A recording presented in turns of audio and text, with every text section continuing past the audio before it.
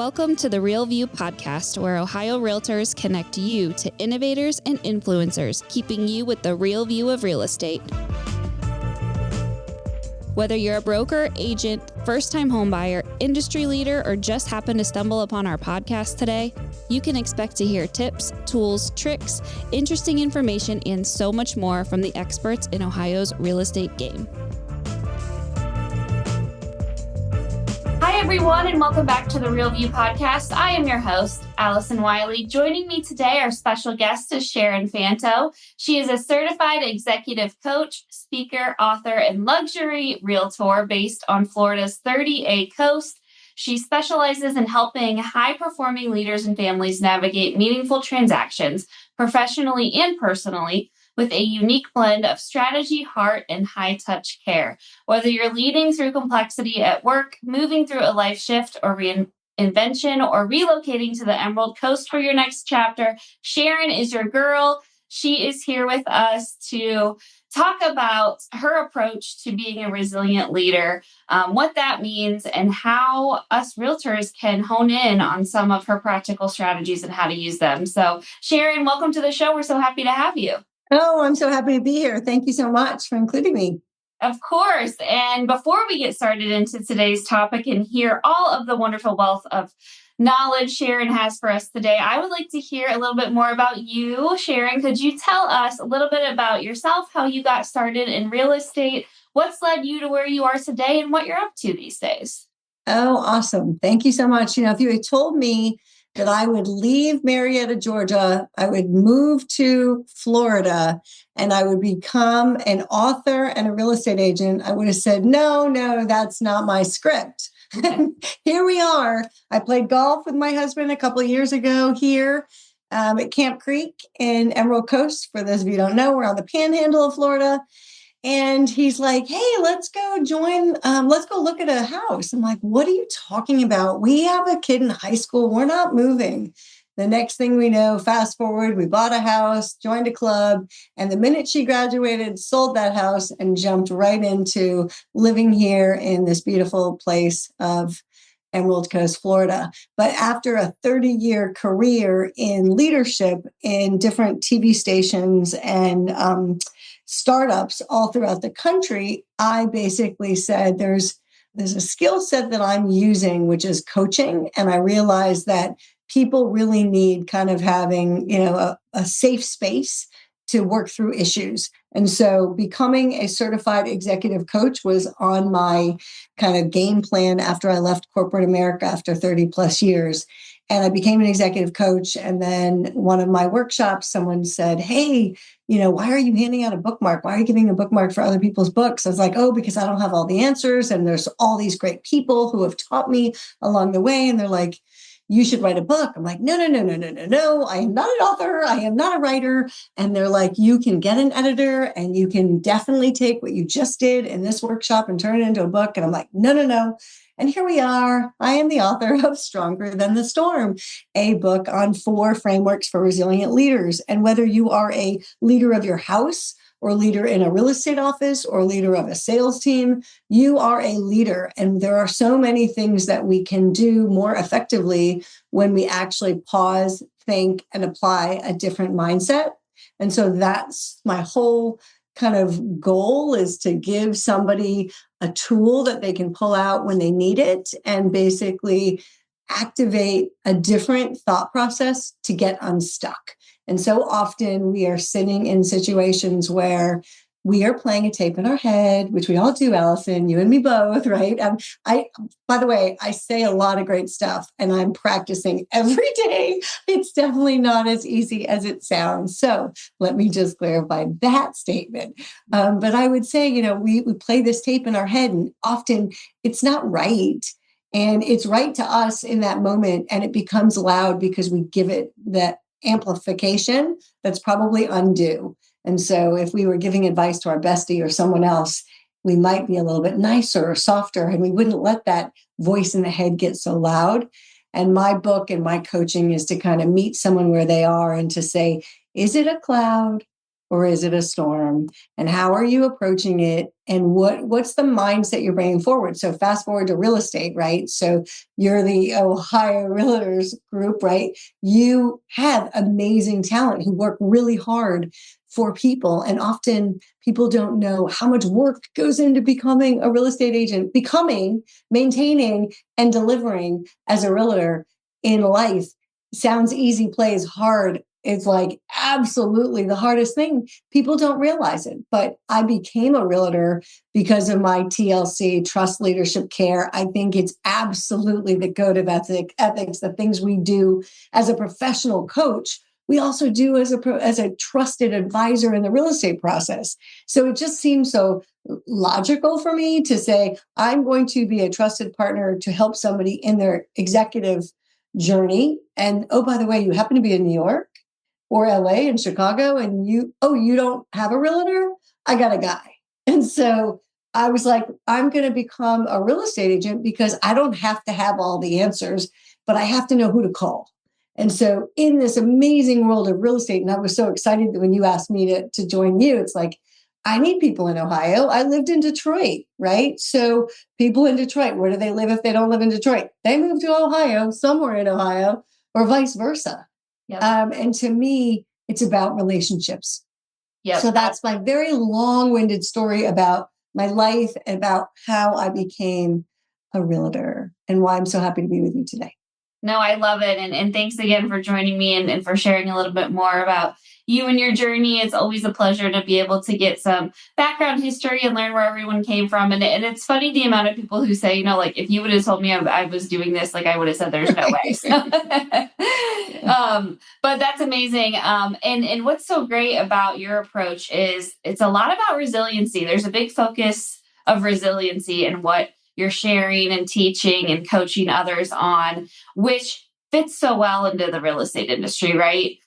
We have to be resilient. Anyone working right now knows it's always up and downs. There's never a normal day. You never know what is going to get thrown at you. We are navigating crazy situations all the time. There is no way to predict any of this, and we have to be resilient. Talk to us a little bit about resiliency, why it was so important to you, and why you really made this a focal point of your teachings. Yeah. So the book came out of my career journey, right? So the leaders that I've coached over the years. And I realized that the people who navigated challenges best weren't ones who avoided the storm. They were the ones who developed the mindset and the leadership tools to actually navigate through the storm. And Stronger Than the Storm is built on those 4 leadership frameworks: growth mindset, emotional intelligence, psychological safety, and maintaining a positive perspective. And all of that is during the most difficult moments. And so when we think you said it best, the same principles apply directly to real estate. The markets change, the deals get complicated. You think it's happening, and then all of a sudden something happens, a wrench is thrown in your way, and that deal that was so almost done is now in a place where it could actually turn for the worse. Clients are under pressure every day, and they get cold feet, they get freaked out. So your ability as realtors to stay completely grounded, to communicate well, and to guide these people through this crazy uncertainty is what separates the good realtors, what I would consider, from the great realtors. So you can have all the market experience in the world, but if you don't help quiet that client and give them the rest assurance that it's going to be all right, we're going to figure this out together, you are their trusted partner through that deal. And that's what they're paying your commission for, right? We have to every day justify, how much are you getting paid? It's like, you have no idea how much we're involved to take it from a idea to a close. Because there are so many things along the way that we handle behind the scenes that no one even knows.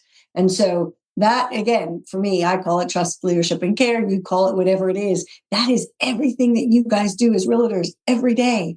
And it's hard, right?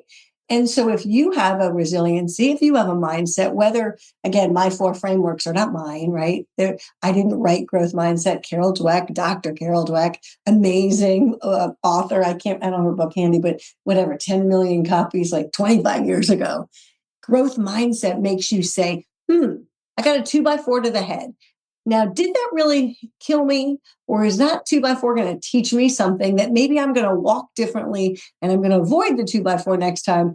And I'm going to approach that situation with a, how can I learn from it versus, oh my gosh, this is going to be the end.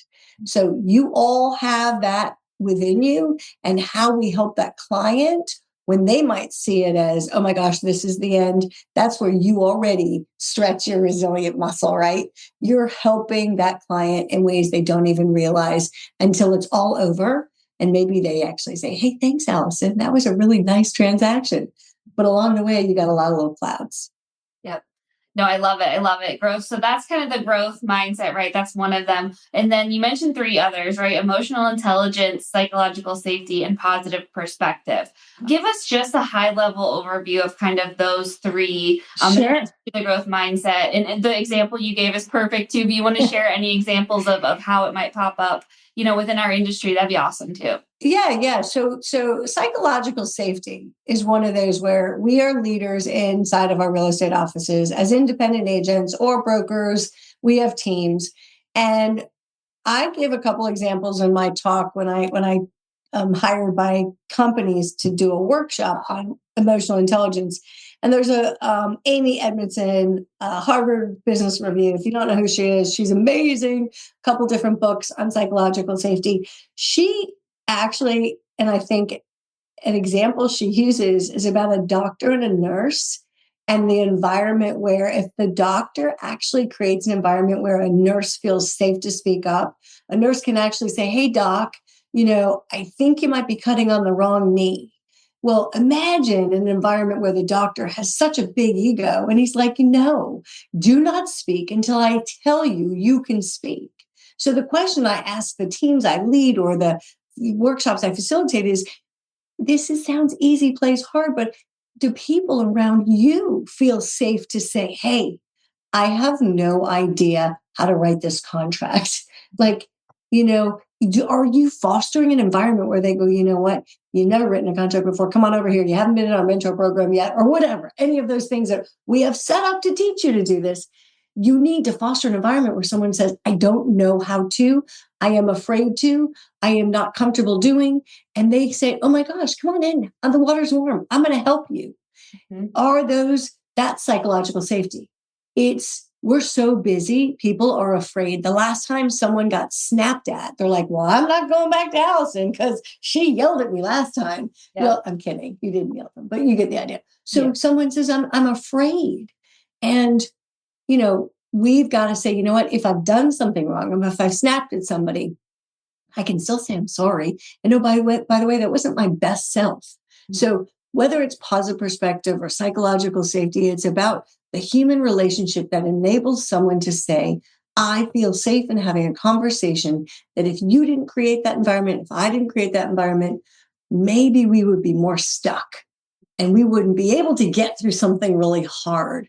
But if we've fostered that environment, if we've created an environment where, we're going to play really hard, but now we're going to go to positive perspective. Like, how can we take a couple big failures and we can say, you know what, again, this can be growth mindset or a positive perspective, but how can we look at that same thing and actually celebrate a failure? What do you mean by that? I worked on a team and it was the strategy group. So very different sales, right? So sales is going to say, we only celebrate wins, celebrate. We're going to ring the bell. We hit a number. Well, strategy and this new growth department was actually just the opposite. They weren't expected to make a lot of sales. They were expected to break things, and they were expected to walk back into the meeting the next day and go, hey, we did it. We totally screwed up. And I was like, oh my God, you are not going to bring that to the meeting. They're like, that's what that meeting is for. I'm like, huh? We're actually going to say what we did wrong. And we're going to be so vulnerable and like uncomfortable that people are going to be like, God, that was stupid, Sharon. Wow, did you not know that? That's the way everyone in the room's like, oh, I wouldn't have known that either. That created 10x momentum on the next thing that we were building because of that safety in that environment to be able to say we celebrated a failure versus swept it under the rug and didn't tell anybody about it because nobody could really handle it. Conversely, what can we do better because we celebrated the failure? And I think we all can do that better because we are failing. Every day something happens, it didn't go our way, and we're on to the next thing. That's so true. I think that that's so smart. And it's interesting how all of these all kind of connect, right? Like there's similar themes throughout all four of these pillars. It's the having that positive perspective is going into being able to have that psychological safety to know that, hey, we're in a safe environment. I'm not going to get yelled at if I messed up. We're going to say, hey, let's learn from this. Let's grow. Let's get clarity from it. Let's get better. Let's gain confidence because we're not going to do it again. It's cool how this all kind of goes in a circle. And when you are kind of practicing these things, Allison, they're not just for us as realtors. They're not for us as executive coaches, or we are humans in our relationships. It was funny. I have a 20-year-old and 18-year-old, and I gave a talk after I had, one of these experiences where I'm like, oh, I didn't model that as well as I would have liked. And I was like, listen, if this is being recorded and my kids are listening, like, it's a journey, man. I'm not perfect. And we're going to fail in certain things too, right? How do I handle my life as a mom or as a caregiver to my parents or to a sibling or to my brother or sister? Every day we get a chance to go, how do I learn from that? And can I go back and go, can we do that again? Can we fix that? Because we can. We just think, okay, well, you're going to wait for me. I'm going to wait for you. Well, wait a minute. How much better will we all feel if we actually fix it faster? Yeah, no, it's so true. And you're right. It does spill over into your personal life. And I talked about that in the beginning as I was, doing your introduction. It's professionally, personally, this can transcend, both worlds that we live in. It applies to people you work with, your clients. It applies to your kids, to personal life, to family, your friends. I mean, this applies in all aspects of your life. And that's why I think it's so smart. And it's such a great way to be approaching, when you're in any kind of tough situation. If you have these four pillars, if those are top of mind, you're flexing those muscles, then it's going to really help you get through some tough times. Yeah. And just the intentional mindset, right? We go on autopilot. We are functioning every day. We don't even know how we got home. We may come home from that open house and we're like, gosh, that was quick. I don't even remember the drive home because we're on autopilot. We do it a lot in our lives, interactions with others. And if we can actually just whoever's attending your session today, they're taking an effort to go for their own personal development and growth. And I commend you all for being here and listening, because whether it's this podcast or others, life is about learning. And you are taking an effort to say, I can be better later today or tomorrow because of it. So good on you for being here with us today. Yeah, shout out to our listeners. You guys are amazing. And we're so lucky in Ohio with our members. And I know you guys have amazing ones down in Florida too, and who take their job seriously. And not only their jobs, but their lives. They want to be really good at this. They're so invested. Our members who I talk to on a regular basis, they love this kind of stuff. They want to be better. They are committed. Yeah, that's awesome. Yeah, and it's hats off to you guys for having that approach and for always wanting to learn, more. And that's why we do this, right? That's why we have the show. That's why we have guests like you come on, Sharon, who help us do that, who share your experiences, and so we can all learn together. And I've said this on the show 100 times. That's the coolest thing about this industry is, yes, we are all competitors, I guess, if you look at it in that way, but we all learn and grow from each other, and everyone is so willing to share. And that's just what makes it so cool, is that we all get to learn from each other, and we're not gatekeeping our mistakes or what we've learned. We're sharing, and we're getting the knowledge and wisdom out there of what we've done and what we've learned, so that others don't make those mistakes or do make those mistakes and get to learn from them. And that's the coolest thing about this industry. Yeah. What do you think the biggest misconception that leaders have, agents have, team leaders have about resilience? What's kind of your perspective on it? What's the misconception that you've seen that exists out there, and how should we kind of be thinking about it differently? I think I said it earlier about mindset, and I think we play tapes in our head that we kind of talk a negative game, whether it's like, I can't do that, I don't know that, it's not my skill set. Again, I like proudly say I'm 59 years old, and someone said, oh, I'm 62 and I'm not going to learn that computer and I'm not going to learn Excel or CRM. And I was like, listen, you're 62 and that's the new 40. So let's go, sister. There is too many training opportunities for you to figure it out. So it is their own little hesitation to be open enough to say, I don't know this yet, but I'm going to figure it out. And it's the desire to be resilient in whatever it is for you, because there's no shortage of things, especially as a realtor. This is one of those funny things, like until you become a realtor, you don't realize how many things you have to do and you have to figure out. And I went through the mentor program at Corcoran Referee here in 30A. And I was like, oh my gosh, if I did 30% of the things I've been exposed to, I would be amazing. But there's no shortage, and every single thing takes time to learn. And just when you learn it, you might pivot to a new tool. And it's like, we're going to go from one system to another. Okay. So the resilience begins with okay, I'm not going to fight it. This is not fun. And something that should take me an hour might take me 3. I was making a flyer the other night. My husband's like, you're still working on that flyer? Oh my gosh, it's taking us so long. Why is it taking us so long? Well, I was following a template. That wasn't my template. It was in Adobe. It wasn't in Word. I did something in Canva. I had to convert the whole thing. The whole experience was a nightmare. And I'm tech savvy. And I was like, oh my gosh, do I really have what it takes to do all this?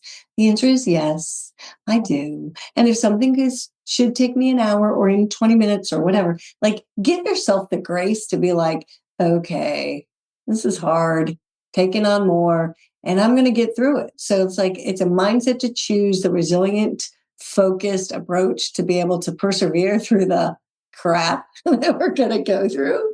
Excuse me, but it's real, right? Yeah. It's hard, and we all don't have 2 assistants, or if you do, God bless you, because you're doing the productivity and the production that we all want to be doing. But if we have to do it all by ourselves, you got to give yourself the grace to say, I will get through whatever this is. So true, and not let it completely derail your whole day and your whole mood. And that's kind of Right. what you talked about in the beginning, was that internal tape of that, I can't do it, I'm not good enough, I'm not going to be able to do it, I'm not. And it's so funny because you were talking about that, and I was having a conversation with my sister, and she wants to level up in our Pilates class, and she's like, I want to go to she did gymnastics for 10 years. She's an amazing, Right. like, Oh yeah. and she's like, I don't know that I can do the next level. And I'm like, you are an ex-gymnast. Take the next level up. And she's like, I don't know that I can. I don't think I can get through it. What if it's hard? And I'm like, then it's hard. And then you And you'll be sore. Yeah. And then you'll be so proud of your soreness. When you wake up and you can't move and you're like, why are my calves hurting? Oh, I did that Stairmaster for 20 minutes yesterday. Oh, that's why they really hurt. Yeah. Yes. Oh, keep pushing her. Keep pushing her, because she needs you to be the tape she hears and not her own self. Yes. Right. So, and my husband's like, calls me the pusher. He's like, you are the pusher. And I said, yeah, people need a little kick in the butt. They do. Yeah. We got to be a little pusher. That's what we do. Yep. True. Whether it's a friend or client, whoever, I'm sure you guys can tell me the stories of how many clients you had to be like, yes, this house checks all your boxes. Yes, let's go before we miss it. Oh, let's just wait. Oh, whoops, the house sold. Yep. Maybe we should have been a better pusher. Yeah, it's so true. And having people in your life, that can hold you accountable in that way, and to say, hey, don't let me get complacent in this. Hey, make sure I follow through on this. Push me to do it. Having people that you can lean on, having that circle is so important too. Yeah, that's great. Yeah, it is. It absolutely is. What's your best advice for today's agents? We covered a ton. We've got a lot of tools that we can be practicing. That mindset's so important. That inner tape is so important. Approaching things, from the right way. Knowing all of this and knowing the real estate market and world we're living in now, where things are constantly changing, it's up and down, there's mortgage rates, there's inventory, blah, blah, blah. What's your best advice for today's agents right now, and how we can navigate all of this, and how we can really approach our business for the highest level of success? Yeah, you said it earlier, and I kind of chuckled inside. When there are in our market, I think 3,500 real estate agents, Yeah. if, I play golf, I play tennis, and everybody on the team is in real estate, right? They do something related to real estate. If we approach the fellow realtor who's not with our firm as anything other than a future partner that I want to transact with, then we are leaving money on the table. If we don't approach every person we meet with that high relationship, high touch, I want to serve my competitor. I went to an MLS tour this morning and she's like, oh, if we were only members of the club, we would be able to get access. And I walk over to her and I go, I'm a member of the club. And I said, here's my cell phone number. And she's like, huh? And I said, listen, you can't. She said, oh, do you understand how hard it is to get access to the club? I said, oh, yeah, do I? It's by design. It should be. You shouldn't be able to get in. But call me. I'll help you. And she's like, what was your name, Sharon? I said, yeah, I'm with Corporate Reverie. I'm like, we're going to sell houses together someday. And we're going to transact on the other side of the table with each other. This doesn't need to be adversarial. We are not competitors. There's enough business to go around. So we need to approach every person and saying, I hope I get a chance. And I say that to my Ohio realtor friends. I hope I'm your referral buddy because I got a guy somewhere. That's how I'm going to be really successful in real estate is I'm going to broaden my network and I'm going to see everybody as a partner, not an enemy. And that was something I learned in my corporate days, Allison, when I worked for a major company and we started representing the biggest competitor. And I was like, huh?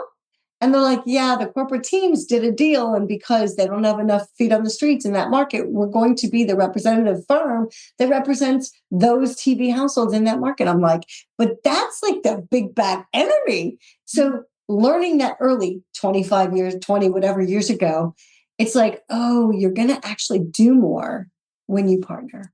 And you 1 + 1 can equal 3 because the next time they think of somebody, who are they going to call? They're going to call the one who made the transaction great, fun, as easy as possible, because none of this is really easy, but as easy as possible. And they're like, oh yeah, she can get that done. She's the person I want to call. I trust her. So relationships especially during the tough time, not so you can commiserate, but you can strategize and be like, okay, what are you doing? And how can I learn from that? And what am I doing? And how can you learn from that? So it's a new muscle for many of us, but go flex it because I promise there's some great testimonials in the wings. Like because you did something that seemed so foreign, it all of a sudden was like, we wouldn't have blah, blah, blah if we didn't blah, blah, blah. Yeah. I love that. It's so true. Lean on each other. We're all in this together. We're all doing deals together. As you said, there is enough business to go around. So important. And that's what's so great and special about this industry. I love it. Sharon, before we wrap up, tell us where we can find your book, the name of it again, where we can find more about you. Tell us how we can get in touch if we have any referrals for down in Florida. I do think that Florida is the number one place. And when NAR releases their reports, it's always interesting to see the relocation reports. And I'm pretty sure there's a lot of moving down to Florida. So tell us where we can get a hold of you, get in touch with you. Tell us all the good stuff. Sure. Thank you for asking. So in the world of every website is currently under construction, right? So I am Sharon Fanto, F as in Frank, ANTO. So I'm Sharon Fanto. And by the time this goes live and we're ready talking to people, I will have SharonFanto.com. And that is going to be the primary for my real estate life. I wrote the book Stronger Than the Storm. And of course, there's no shortage of those titles, but there was no Stronger Than the Storm by Sharon Fanto available on Amazon. And that is on Amazon. And then my website for my coaching business is TLC, Transitional Leadership Coaching, tlcgroup.info. And so I am a realtor, but an executive coach and again, I'm a referral source. To me, it's all about, I live in the panhandle of Florida, which is Panama City Beach. All of my dear friends live on the other side of the state, by Boca, Naples, Miami, Tampa, which is, you have to fly through Atlanta to come to me in Panama City Beach. It's like, okay, but still, 30A Emerald Coast is stunning. We are absolutely a place where people are moving, buying investment property. And that's why I got into this business, because the investment piece, when you time it right and you buy it right and you have a long game horizon and you want to be in the investment business, there's nothing better than real estate here in 38. So let me know how I can help you. And I will now have phone a friends in Ohio for any of you that reach out to me, because I do believe, people are moving for jobs, for life, for grandkids, right? People are leaving here in Florida and they go, oh, my kid is in Toledo because, my daughter just had a baby. So I'm going to move, or I'm going to buy another place there. It's like, okay, who do I know wherever in Ohio? So I love happy it. to be your connection. And I look forward to being connected to you, because I love the curriculum you do on your podcast. So thanks for including me. No, and thank you so much. This was amazing. I know we learned so much. So such a great conversation. I truly enjoyed it. And yes, there's business to be done with us Ohioans and us Floridians. So absolutely more to come on that. But Sharon, I want to thank you again so much for joining me, for sharing all this wonderful information. This was truly a pleasure. And I really appreciated your time and energy today. Thank you. And to all of our listeners, thank you guys so much for tuning in. We'll be back with you next week. Talk to you then. Thank you for listening to The Real View. That wraps up today's episode. You can keep up with the latest on the podcast at ohiorealtors.org/therealview and on Apple or Google Podcasts, Spotify, or wherever you listen. Have questions, comments, or suggestions? We want to hear from you. Email us at podcast@ohiorealtors.org. We'll see you next time.